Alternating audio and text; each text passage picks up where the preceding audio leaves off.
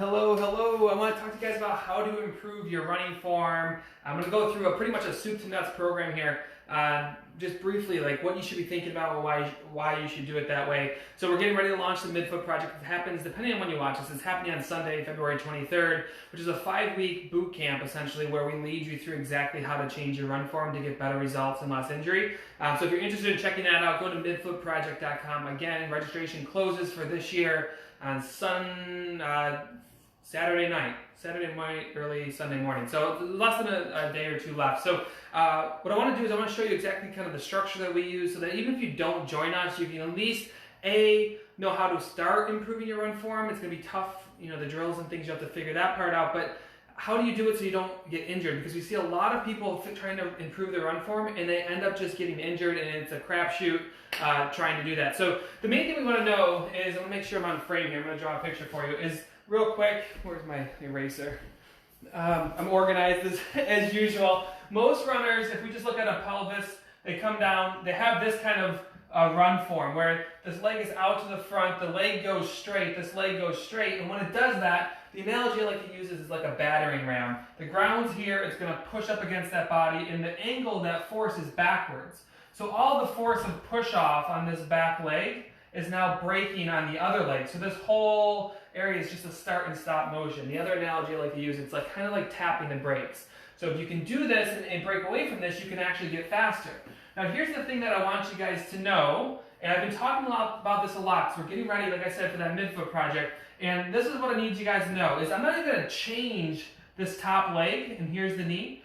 This is how we want to land. You want to learn to land with your foot parallel to the ground, your shin parallel to the ground, your foot facing straight ahead. It's not about landing on your toes or landing on your heels. It's all about this shin position, and this is what we teach in the Midfoot Project. By running this way, you can see that the ground force now is pushing up. It's not driving that runner backwards, so this is what we want to see. And when we run like this, it turns on your quad muscles, your butt muscles, and your hamstrings, and your calf on the backside. So the second you hit the ground, you're turning these muscles on, and then storing that force, and then throwing it into your next push-off. Where prior, that runner was, how most people run, is that they are just braking and they're bashing into their bones. So that's why we want to do it. The other reason why you want to be focused on your run form is because it's the one thing you can do with your running to improve it without having to do more. And what do I mean by that? I mean, you can always run, not always, but you can try running more miles. You can try working harder with more speed workouts. You can add more strength to your plan, which I'm always an advocate for, because most runners just would rather run than strength train. But all that, those two things are great, but they increase the risk for injury if you increase your mileage, and the strength can add more to your plate. And if you're like most of the runners that I treat as a physical therapist, you're short on time. You need a way to get faster maybe without running more miles and adding more and doing more and adding more on your plate. So this is what we want to do, and that's why run form is so important. If we can get to that nice midfoot strike, you're going to be able to decrease your braking forces, you're going to be able to run faster, you're going to get more quality is what it's about. So here's what you need to know.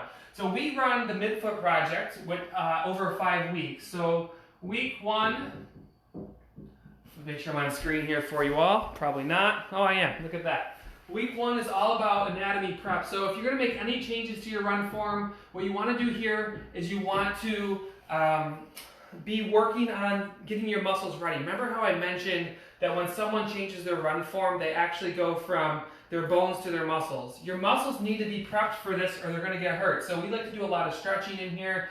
In our first week of the Midfoot Project, we do a lot of calf prep, a lot of quad and glute prep so you can get those muscles ready. A lot of calf stretching is great for week 1.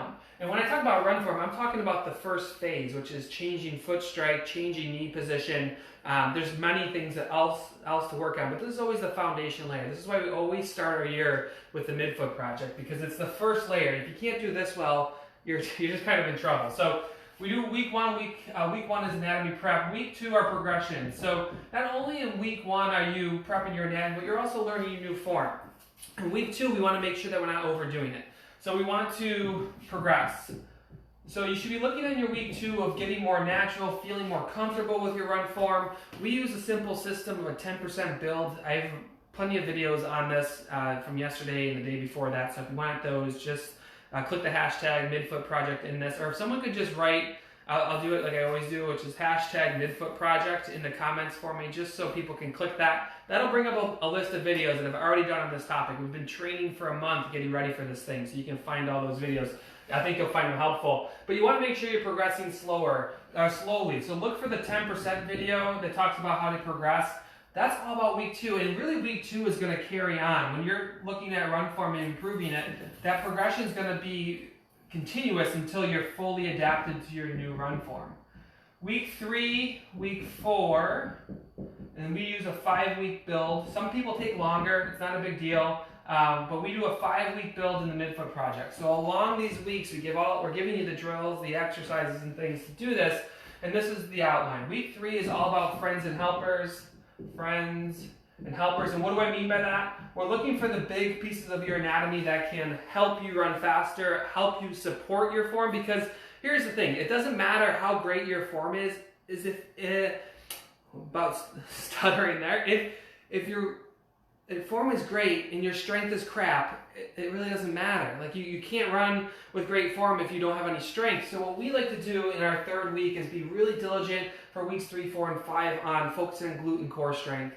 Where up top in anatomy prep, we were all about prepping the calves, being good with the calves, and getting them ready for the load. This is all about helping them, friends and helpers. So in your 3rd week, focus on glute strength and core strength with exercise while you continue to progress your form.